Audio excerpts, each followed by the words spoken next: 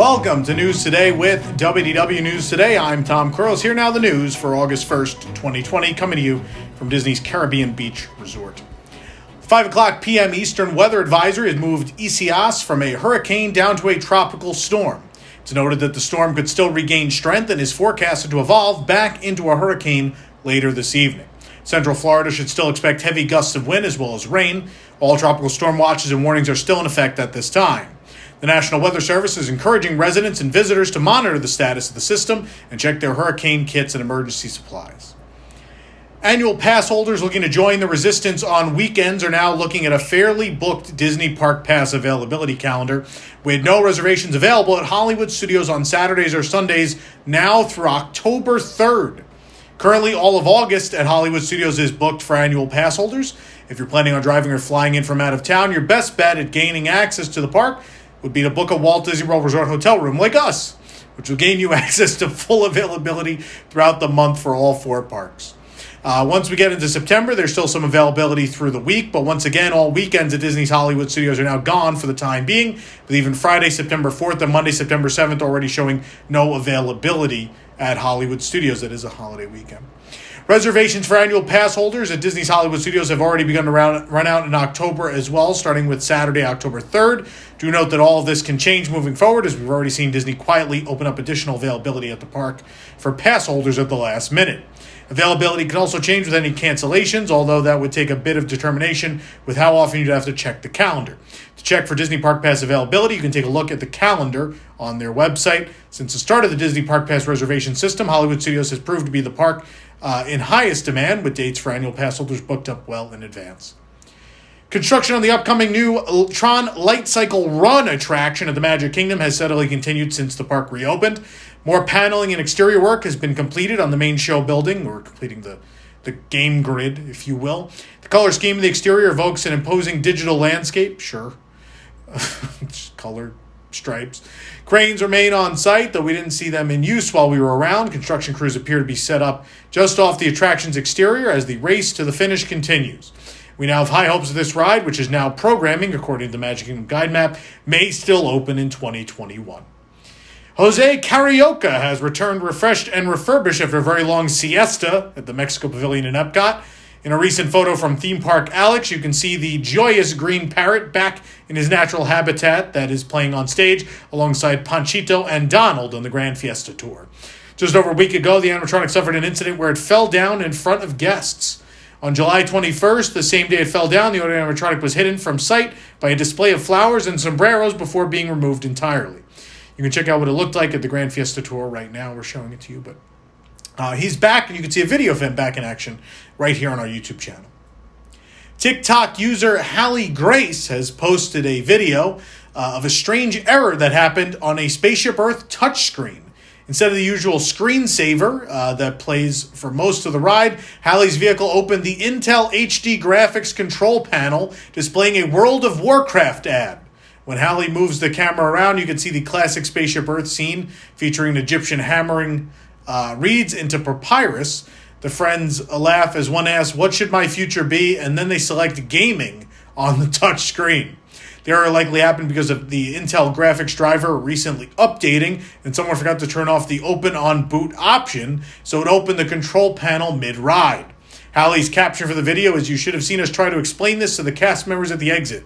These kind of errors do happen relatively rarely, but they have happened on Spaceship Earth before. If you're planning on riding Kilimanjaro safaris on your next trip to Disney's Animal Kingdom, then you'll want to keep an eye out for a new member of the animal family. For Wildlife Wednesday, the Parks blog introduced us to newborn mandrill. The baby was born on Saturday, July 25th to the mandrills Joshua and Scarlett. Mom and baby are both doing well and bonding. In fact, they're bonding so much that Disney's veterinary team wasn't able to determine the sex of the baby because the mom was keeping it so close. Mother and baby are making short appearances at Kilimanjaro safaris, so you might be able to catch sight of them. Mandrills are the largest species of monkey in the world and are found in African rainforests near the equator. They are vulnerable species, and their habitat is disappearing due to deforestation and poaching. They're just another example of a species being saved and cared for at Disney's Animal Kingdom.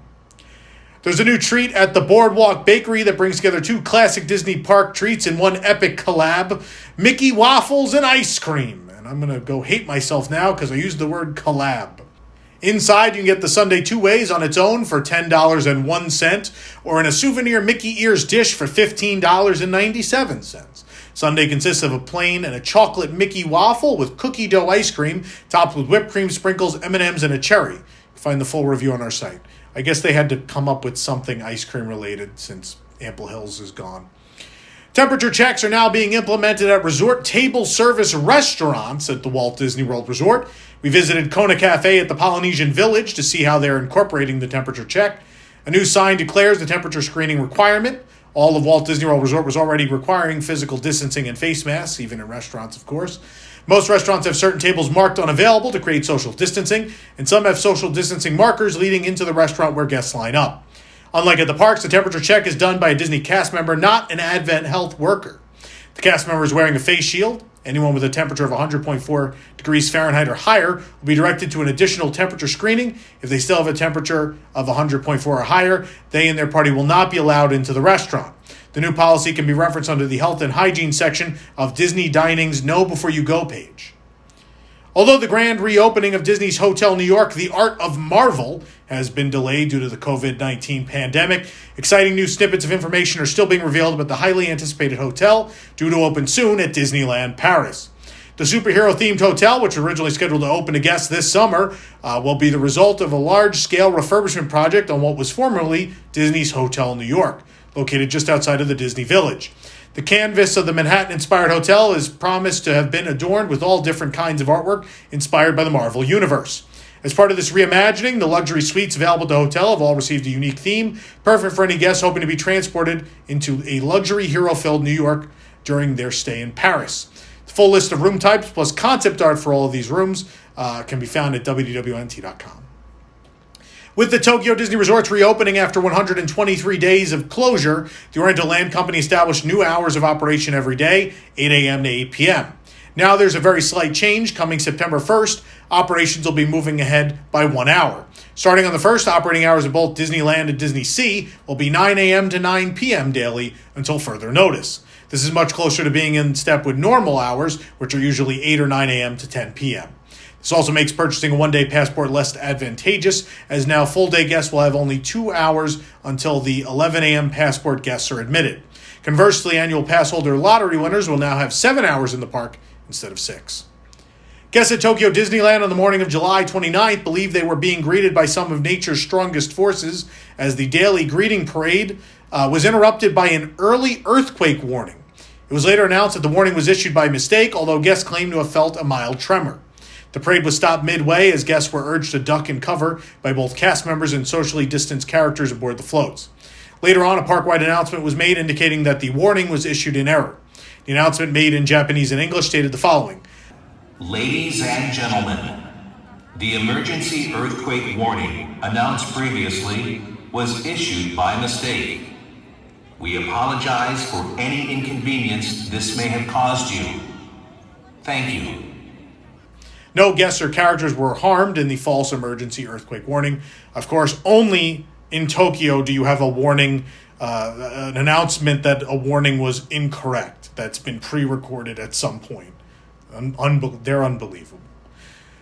When Tokyo Disneyland reopened on July 1st, a number of restaurants remained closed, but gradually many of these have returned to business, and one in particular has caught our eye. The Crystal Palace restaurant, normally a buffet similar to the Magic Kingdoms, will return as a dessert-only buffet at Tokyo Disneyland starting August 7th. This gets better. The buffet costs 2,980 yen, or about $28.36 in US dollars, and it'll offer a number of snacks seen throughout the park, including the very, very mini roll cake, churros, the tipo tortas, and the beloved Little Green Men mochi. Unlimited, mind you. Priority seating reservations will be open starting August 3rd for dates through September 3rd. After, reservations will be available up to 30 days in advance. Guests may also stand by for cancellations, but it's not advised since the wait is often up to an hour or more, particularly with social distancing measures in place. I have got to get to this buffet. The Oriental Land Company held its quarterly earnings call on July 30th and released their rather dismal first quarter results. Of course, this year COVID-19 pandemic made things a little bit different than usual, so the results aren't really indicative of a problem at the Oriental Land Company. These results reflect financials between April 1st and June 30th. Because of the temporary closure of Disneyland and Disney Sea, the vast majority of Oriental Land's business revenue was down 94.9% in the first quarter, amounting to a loss of 100.14 billion yen, or roughly $1 billion US. Since the Disney hotels closed on the first day of the fiscal year, April 1st, and reopened on June 30th, revenue at the hotels was down 99.1% to 100 million yen, around $950,000. Other business segment, which includes Xperia and the Disney Resort line, among others, saw a 77.1% decrease in revenue to 800 million yen, or roughly $7.6 million. New merchandise has materialized in Memento Mori at the Magic Kingdom. The Happy Haunts have granted us a Foolish Mortal sweatshirt featuring a bright yellow HM and the classic Haunted Mansion text printed underneath. The back of the sweatshirt shows an invite for more Foolish Mortals to make their final arrangements at the Haunted Mansion. It retails for $54.99. Also found was this brilliant Constance Hatchaway V-neck tee featuring the bride herself and the phrase, "May I cut in?" It's pretty great. Retailing for $36.99. And as well, there's a Ghost Host baseball cap, which you may have seen on Shop Disney, but it's now in the parks for $27.99. There's no better way to cool off than with some gelato merchandise, that is. Over at the Italy Pavilion at Epcot, we found a new line of apparel and housewares themed to the sweet treat. The line includes teas, tanks, tumblers, and even a gelato glass. Got to put your gelato in a gelato glass. Find images of all these items on our website. A new headband spotted in Hollywood studios trades in Mickey's ears for his iconic white gloves and rips off Tokyo Disney once again. The new ears were found for $24.99 over at Mickey's Hollywood. They have these in Japan. This is completely ripped off. Disney has taken the style right back to basics, bringing us a classic black leather Mickey ear design as well. The simple headband is unmistakably and irresputably Mickey. The headband is all black in color with a bright red Mickey Mouse autograph embroidered down the side. These ears cost $29.99 and can be found at the World of Disney in Disney Springs.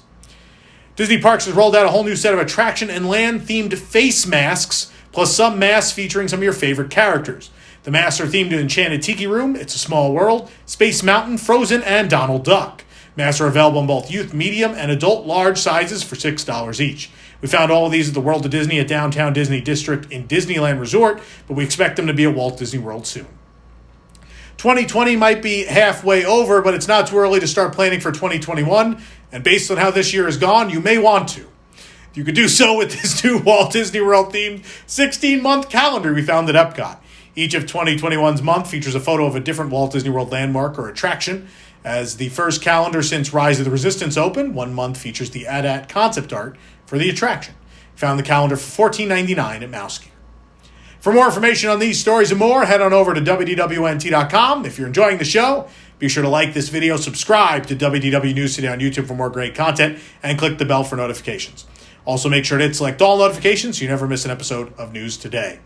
For the worldwide leader in Disney Parks news, this is Tom Corliss saying enjoy the rest of your today and have a great, big, beautiful tomorrow. I'm going to go enjoy the sun here at Caribbean Beach.